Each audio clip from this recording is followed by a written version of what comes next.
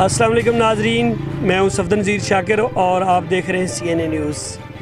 आज मैं थाना कोर के इलाका पुलपीरा वट्टू चौक रोड पर मौजूद हूं। यहां पर जो ज्वार के बीज फेंके जा रहे हैं, यहां पे एक्सीडेंट का बहुत सबब बन रहा है। ये रुकावटें लगा दी जाती हैं, रोड को मुकम्मल बंद कर दिया जाता है कि जो भी गाड़ी मोटरसाइकिल गुजरे वो बीज के ऊपर से गुजरे।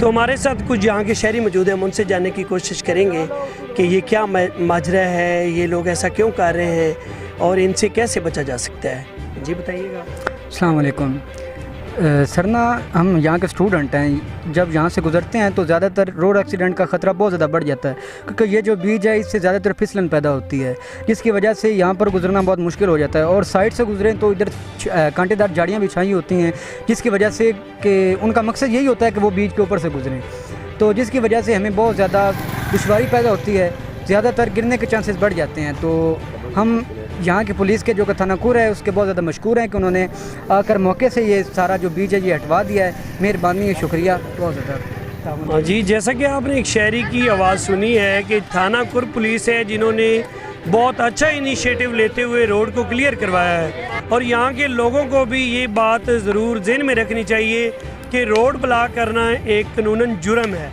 रोड से ये जो चीज़ें हैं ये हटा ली जाएँ तो बेहतर है। ये ज्वार की जो हर सीज़न आता है वहाँ पे यही एक मसला पेश आता है कि दूर दराज इलाकों से लोग अपना ये बीज इकट्ठा करके रोड पे लाते हैं, गाड़ियाँ गुजरने के बाद ये कवर करते हैं। रोड पे ये जो कांटेदार झाड़ियाँ रख दी जाती हैं, ईंटें रख दी जाती हैं बीज की साइड पे, जो लोग भी गुजरे वो ज्वार के बीज के ऊपर से गुजरे।